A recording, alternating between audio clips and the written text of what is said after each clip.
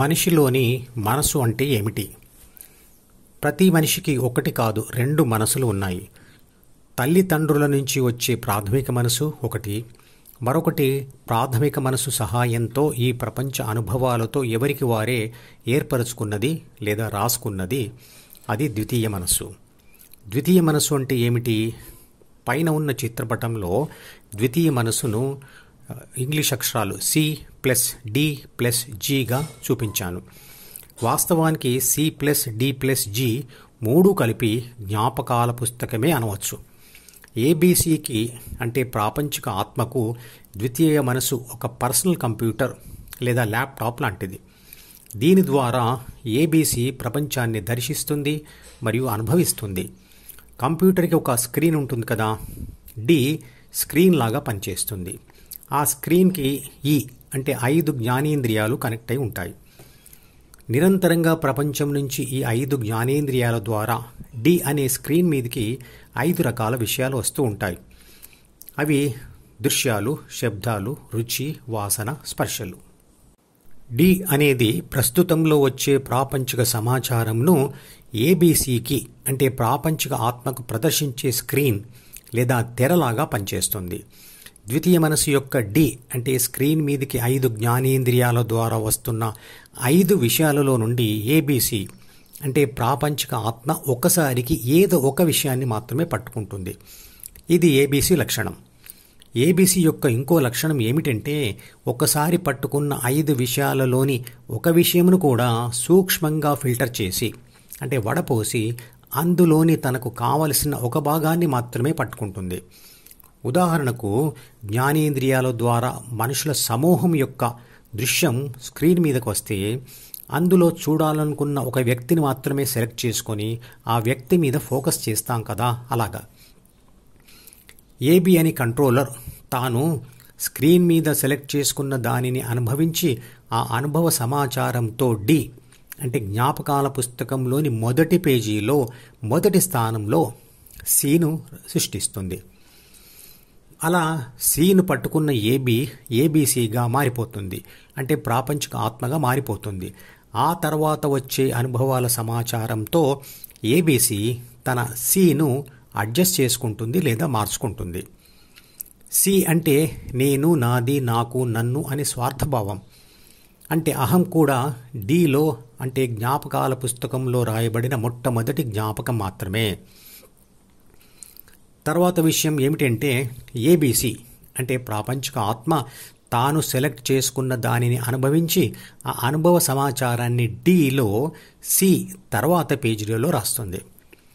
తర్వాత అలా Dలో C తర్వాత పేజీలలో రాసిన ప్రాపంచిక సమాచారాన్ని ABC విశ్లేషించగా ఏర్పడిన సూచనలను లేదా కోరికలను అందులోనే రాస్తుంది. తర్వాత అలా ABC Dలో రాసిన గత ప్రపంచ అనుభవాల సమాచారం మరియు కోరికల మీద ఆధారపడి భవిష్యత్తు భయాలు మరియు ఊహలు సృష్టించి Dలోనే రాస్తుంది. ఇంతకుముందు చెప్పిన స్క్రీన్ మరియు C మరియు D మరియు Gలు Dలోని భాగాలే. తేలికగా గుర్తుపట్టేందుకు వాటిని విడివిడిగా చూపించడం జరిగింది, అంతే. ద్వితీయ మనసును లేదా జ్ఞాపకాల పుస్తకంను లేదా Dను 3 పొరలుగా విభజించవచ్చు. మొదటిది ప్రస్తుతంలో D స్క్రీన్ మీదకు వస్తున్న ప్రాపంచిక సమాచారం, మరియు రెండవది Dలోని ఎక్కువగా ఉపయోగపడే అంటే ఉపరితలంలో ఉండే గత ప్రాపంచిక సమాచారం మరియు కోరికలు, మరియు మూడవది D యొక్క అట్టడుగు పొరల్లో ఉండే ఉపయోగపడని లేదా వాడని గత ప్రాపంచిక సమాచారం మరియు కోరికలు. తల్లిదండ్రుల కలయిక వల్ల తల్లి గర్భంలో ఏర్పడిన మొట్టమొదటి కణం జైగోట్ అంటే పిండం. అందులో ఉన్న మొదటి మనసు అంటే ప్రాథమిక మనసు ఎవరు స్వంతంగా ఏర్పరచుకునేది కాదు. అది తరతరాలుగా పూర్వీకుల ద్వారా మార్చబడుతూ తమ సంతానంకి ఇవ్వబడుతూ ఈరోజు ఈ తరం వాళ్ళకు వచ్చింది. దాని వయసు ఎంత అంటే, తొలి మనిషి ఈ భూమి మీద ఎప్పుడు ఏర్పడ్డాడో అప్పటి నుంచి ఇప్పటి వరకు గడిచిన కాలమే దాని వయసు. మనిషి పుట్టుక నుండి ఇప్పటి వరకు ఆ జీన్స్ పుస్తకం అంటే ప్రాథమిక మనసు అనేక రకాలుగా పరివర్తన చెందుతూ వచ్చింది. దీనిని కంప్యూటర్ భాషలో మనిషి యొక్క సిస్టమ్ సాఫ్ట్వేర్ లేదా ఆపరేటింగ్ సిస్టమ్ అనవచ్చు. తల్లి గర్భంలోని తొలి కణంలోని ప్రాణశక్తి అందులోనే ఉన్న ప్రాథమిక మనసు లేదా జీన్స్ పుస్తకంలోని సూచనల ఆధారంగా ఆ తొలి కణంను విభజిస్తూ మనిషి పూర్తి శరీరంను తయారు చేస్తుంది. మరియు ఆ పెరిగిన శరీరంలో ఆటోమేటిక్గా జరిగే, అంటే ఎవరి ప్రమేయం లేకుండా జరిగే జీర్ణ ప్రక్రియ, శ్వాస మరియు రక్త ప్రసరణ లాంటి అంతర్గత పనులు చేస్తూ ఉంటుంది. అది ఒక దశలో మెదడును సృష్టించి అందులోని న్యూరాన్ కణాలలో ఆత్మశక్తిని మరియు ప్రాథమిక మనసును ప్రవేశపెడుతుంది. ప్రాణశక్తి అన్నా ఆత్మశక్తి అన్నా ఒకటే. ప్రతి ఒక్కరూ నేను అని అంటున్నప్పుడు సూచించే నేను అంటే ఆత్మశక్తియే. అదే అసలైన నేను. ఆత్మశక్తి మరియు ప్రాథమిక మనసు యొక్క న్యూరాన్ కణాలలోనే కాకుండా శరీరంలోని ప్రతి కణంలో ఉంటాయి. మెదడులోని ఆ ప్రాథమిక మనసులో శరీర రక్షణ, పోషణ, పునరుత్పత్తి బాధ్యతలతో కూడిన 6 చెడు గుణాల సూచనలు ఉంటాయి. వాటిని చదివే ఆత్మశక్తి ప్రాపంచిక అనుభవాల కోసం ప్రయత్నం చేస్తుంది. న్యూరాన్ కణం స్వతంత్రంగా పనిచేసే ఒక కంట్రోల్ లాంటిది. అది ప్రపంచం నుంచి వచ్చే సమాచారమును గ్రహించగలదు మరియు ఆ సమాచారాన్ని మధించి లేదా విశ్లేషించి నిర్ణయాలు తీసుకోగలదు.